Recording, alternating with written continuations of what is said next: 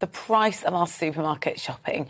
Items in the supermarkets have risen, in some cases, by more than 20% over the last 2 years, alongside a drop in supermarket discounts and budget ranges. Yeah, that's according to the market experts, Which, and they found that the price of 265 groceries soared by more than a fifth at the same time as the availability of supermarket discounts and budget ranges. And when they started to drop, what does all of this mean? Joining us now is business and finance commentator Michael Wilson. A very good morning to you. Michael, when we're doing our weekly supermarket shop, this year compared to this time last year, it's gone up significantly. It has, hasn't it? I mean, it's quite surprising. And Which was the Consumers Association magazine, the organisation, and their remit was to say that customers should be able to, and I'm quoting this directly, easily choose the best value. Now, the best value, of course, is to do with size as well as price and the rest of it. And they're quite extraordinary, some of these things, because we're hearing from all the supermarkets now, we're looking after our customers. Listen, don't forget these are businesses, and what they're also looking after are their shareholders and their boards and their kind of performance. Breakfast cereals, if you're eating a breakfast cereal right now, up about a fifth. In a year, cheese up about a fifth, fizzy drinks up about 6%, butter up nearly 5%, milk. You see, this is just staples up about 4%. Now, I was reading just a couple of days ago that Iceland, for example, the supermarket is going to have a over 60s 10% discount day on a Tuesday. Sure they are. What we're seeing is a lot of publicity about the price cuts and the competition. The fact of the matter is that underneath it, and this is what this report has actually picked apart, there are big price increases. And one of the most significant things, which you mentioned in your introduction, I thought, was that this kind of, if you go to, you don't take a manufacturer's brand, but you go to these own brand supermarkets like Aldi and Lidl, and some of those items are actually not available. You see, this is the problem, isn't it? So what we're seeing is these supermarkets trying to cope with something which is largely out of their control, which is an increase in prices. And let's not get started on Ukraine and wheat, because that really is going to hit prices fairly soon. Yeah, there's not much the supermarkets can do, is there? Because from off the top of my head, I think places like Aldi and Lidl that you mentioned, they operate on margins of 1 to 2%. Sainsbury's, Tesco's, the other lot, they operate on sort of 2 to 3%. And they can only drive that. Those margins are very, very slim already. And we've had 10 years of supermarket price wars. There's nowhere for them to go now.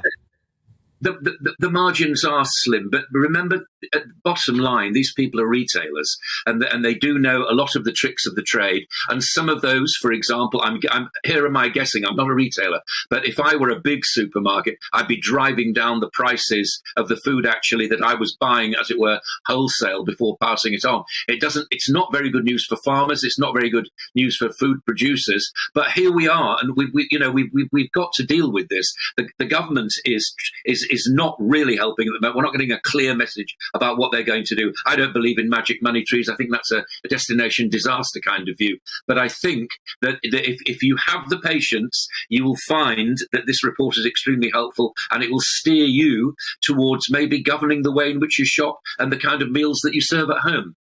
Yeah, buying less, buying the really budget brands as well. We're noticing it in two ways, though. Not only the price at the till, but when you get home and you open your sort of multi-bag of crisps, maybe that you've got for the kids' packed lunch next week, and you might find previously there were 22 bags of crisps in there, now there's 20, because shrinkflation is becoming ever more present. It is, and it's most. I was staggered by this. I mean, looking at coffee, for example, which I consume much more than I should, and I was looking at one of my favourite brands, and that's the actual content of that. The shrinkflation is 10%. That's extraordinary. So you open your little doodah of coffee, and the level's right down in it. I've noticed it myself. I thought it was just to do with packaging, which you kind of accept, don't you? Although we shouldn't. But at the same time, yes, of course, shrinkflation is right. I mean, let's not go down the road of Mars bars and all the rest of it. That everything's got smaller, it seems to me. I do like the way they call it fun size. They make it smaller and call it fun size, but really it's just you're getting less for the same price. You are. I mean, don't. The essence of this report is don't get taken in at all. Even somebody like Tesco saying that they're committed to great value of 1,600 staples, 650 of which are down to Aldi prices. Yeah, okay. Well, I leave it to people who are much brainier than myself. How people looking after households, going to the supermarket and doing your own sums. That's unfortunately what we'll have to do. And the consumer will win in the end. Make no mistake about that. They call it consumer destruction in the business. And what it means that after a certain kind of price increase, a certain kind of shrinkflation, people will say enough is enough, and we'll see some action. Just before we let you go, Michael, you said that you drink a lot of coffee. We're going to be talking about tea later on in the programme because it is International Tea Day, apparently. But you sound like you're more of a coffee man. Yeah, I am. I just like a kickstart in the morning. Whereas tea's something which I sort of enjoy over a movie or something like that in the late afternoon over a piece of cake. But no, first thing in the morning, quick jolt, big strong, 2 or 3 in fact, no, 3. I'm just looking right now. 3 cups of coffee lined up here, ready to rock.